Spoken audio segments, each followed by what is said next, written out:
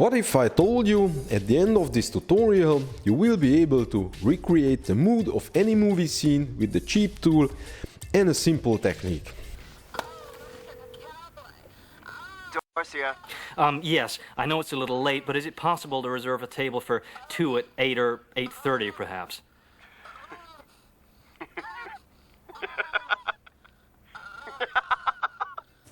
Hello everyone, my name is Ben, I'm a freelance videographer, and in today's tutorial I will show you the reading of the false color monitor and the mostly overlooked real purpose of it, which is you can easily mimic the mood of a movie scene with it. What is a false color monitor? False color monitor is an exposure tool like waveform monitor, but a more advanced one. Most of the external field monitors have a built-in false color feature, so if you are on the way to buy one, make sure it has the false color function. How does it work? The false color monitor is showing you the exposure levels of the individual areas of your image with a specific color. I'm sure if you are watching this tutorial you already know the basics of measuring light, but let me explain it quickly. The values of light are measured on the IRE scale. 0 is underexposed, 100 is overexposed. Values between 0 and 100 are containing information in your footage. False color monitor is showing you the individual IRE values with different colors, as you can see on this chart. Let's open up an image I have exported from the movie American Psycho. It's one of my favorite scenes where Patrick Bateman is trying to reserve a table in Dorcia.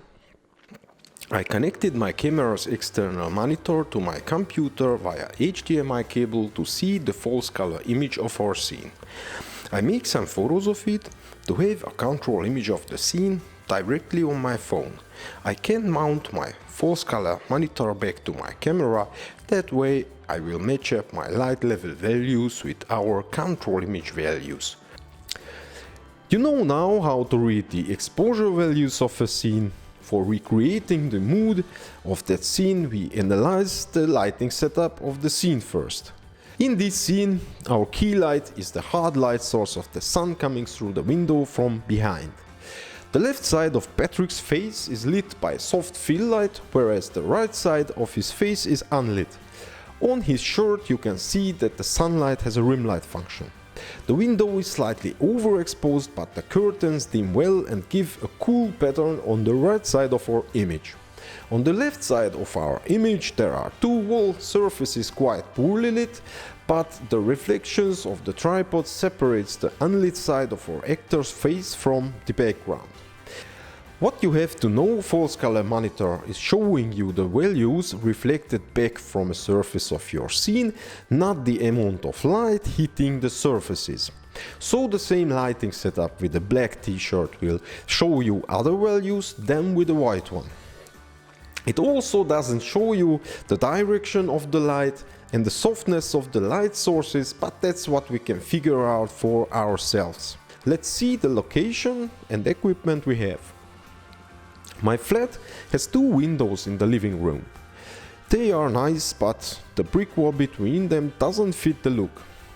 We don't have to recreate the image as is, but I think it will be more accurate if we focus on the left side background with the tripod and mimic the rest with a 2-point lighting setup.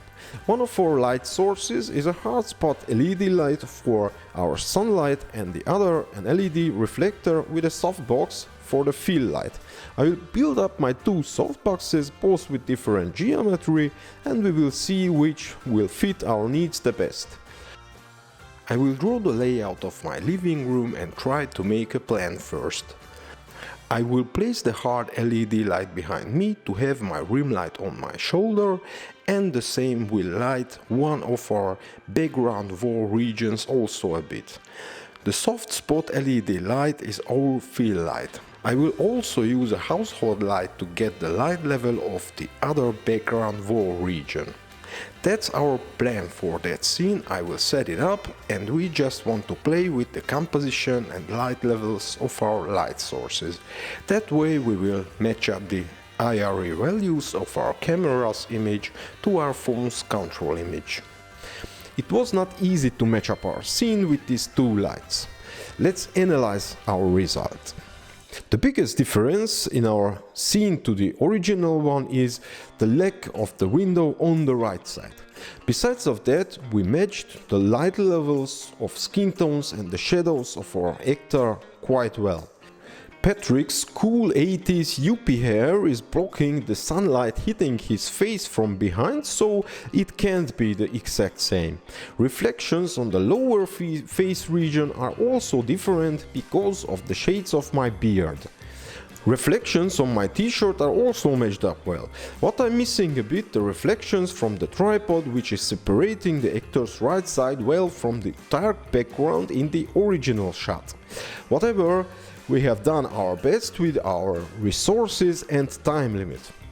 Remember, it's very important to have fun while you are experimenting, and it's okay if you manage to get the logic behind this process and got the overall mood of the movie scene.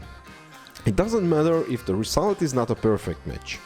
There are two more tips I would like to share with you about recreating movie scenes with a false color monitor. First, try to match up a simple scene unless you have the budget of a cocaine cartel. I also like Interstellar and Blade Runner, but there are better choices if you are on the cheap. My last tip to steal cool ideas from movies is stolen from Lens Pro To Go channel. Make sure you check out that channel, I put the link in the description below.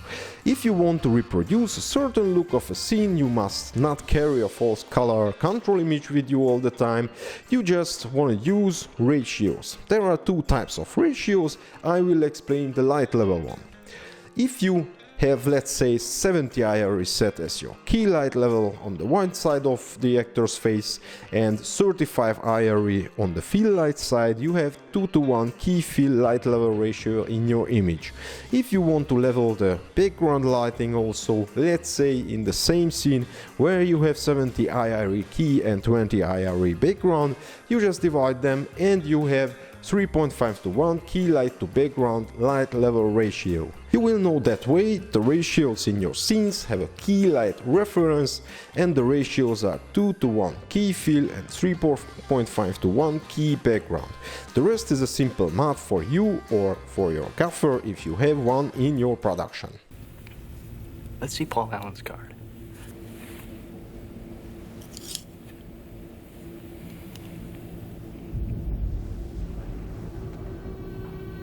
Look at that subtle off-white coloring. The tasteful thickness of it. Oh my god. It even has a watermark.